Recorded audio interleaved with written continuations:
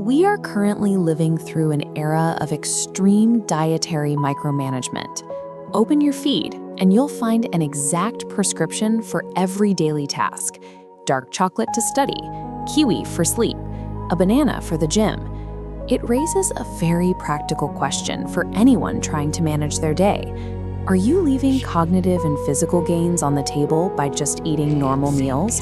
Or is this hyper-compartmentalized snacking just an exhausting social media trend? This concept is known as nutritional timing, and adopting it forces you to weigh absolute biological precision against practical lifestyle management. Attempting to match 9 different foods to 9 different tasks demands serious cognitive bandwidth. It drives up your weekly grocery bill, and most dangerously, treating every activity as a cue to eat introduces a high risk of accidental caloric surplus. To separate the clinically backed optimizations from the placebo-driven hype, we need a reliable framework. This chart measures low to high cost and prep time on the horizontal axis against negligible to high physiological impact on the vertical axis. If we want to avoid wasting time, money, and mental energy, we must test the biological promises of these foods against their practical reality. Let's start with interventions designed for immediate physical output, specifically the pre-workout banana and the pre-workout oatmeal. Eating a banana right before stepping into the gym leverages fast-digesting carbohydrates.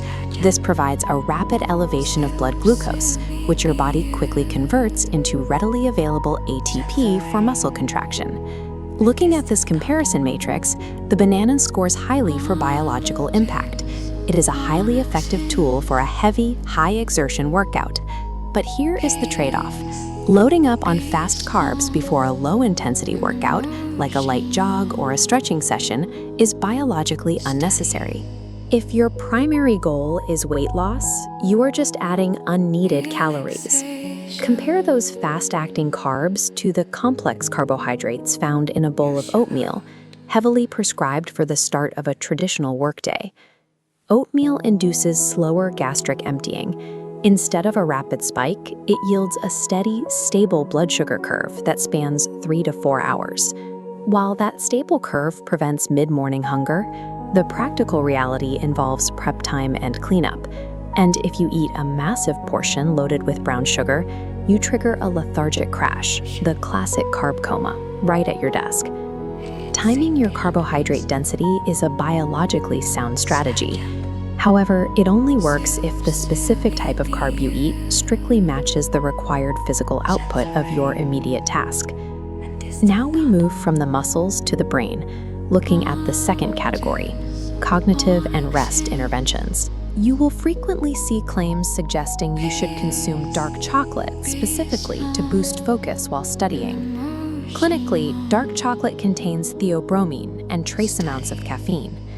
Ingesting these compounds does provide a slight vasodilatory and stimulatory effect in the brain. But as the matrix shows, that cognitive boost is marginal compared to a standard cup of black coffee. You are trading a very low cognitive impact for a high caloric cost in fats and sugars. Shifting to sleep, eating sliced kiwi 1 to 2 hours before bed presents a moderate biological impact score. Kiwis contain natural serotonin and antioxidants. Small clinical studies have linked these specific nutrients to improved sleep onset, but the practical application is difficult. To see actual benefits, you have to eat them with strict nightly consistency. Furthermore, introducing fructose right before lying down can trigger acid reflux and digestive disruption for sensitive sleepers. Treating a piece of fruit or chocolate as a direct cognitive stimulant or sleep sedative is highly inefficient. The physiological impact is simply too low to justify the required calories and digestive risks when compared to standard alternatives like proper sleep hygiene or a simple cup of coffee. The final category covers system recovery and satiety foods. These are heavily promoted across social media. Avocados for muscle growth, nuts for traveling, and whole eggs for weight loss. The defining biological trait of these whole foods is that they are exceptionally high in dietary fat. Fat causes delayed gastric emptying, which keeps the body feeling full for extended periods. Extended satiety is a vital mechanism. It helps you survive a long flight without buying terminal junk food, and it prevents continuous snacking during a dedicated weight loss phase. But there is a massive trade-off that often goes unmentioned. Even a small physical volume of these foods carries an incredibly dense calorie load. Casually snacking on a handful of almonds at the airport or slicing an entire avocado onto a post-workout meal can easily and accidentally push you into a massive caloric surplus for the day. High-fat whole foods are excellent physiological tools for extending your energy runway. However, their high caloric density makes them dangerous to use as casual hacks unless you are rigorously tracking your total daily energy balance. So, how should you actually navigate these transitions throughout your day without overcomplicating your diet? Instead of trying to memorize a complex 9-food snacking schedule, you can replace it entirely with a simple 2-step logic filter. This flowchart starts with one question. Are you about to engage in intense physical activity within the next 45 minutes? If the answer is yes, consume a fast carb like an apple or banana. If the answer is no, you move to the second question. Are you physically hungry, or are you just task transitioning? This forces you to evaluate whether you are experiencing actual physiological hunger or if you are simply using food as a psychological crutch to transition into a new activity, like studying or driving. The resolution is straightforward.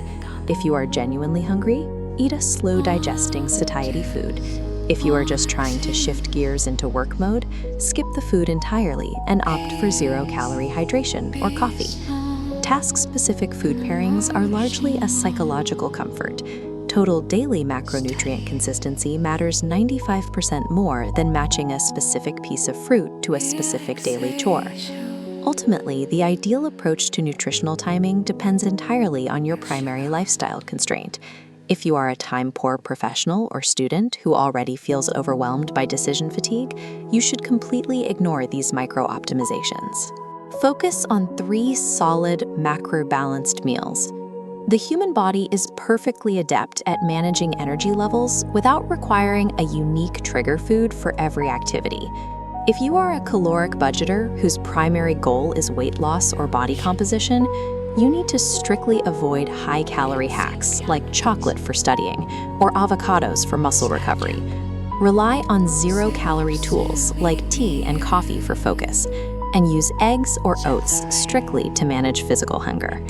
And if you are a marginal optimizer, someone who already rigorously tracks their diet and prioritizes peak performance, and your baseline calories and sleep schedule are perfect, experimenting with precise carbohydrate timing or pre-bed kiwi can yield small, measurable biological gains. Food should be utilized to fuel an active life, not to complicate it with an impossible checklist of negligible biological hacks.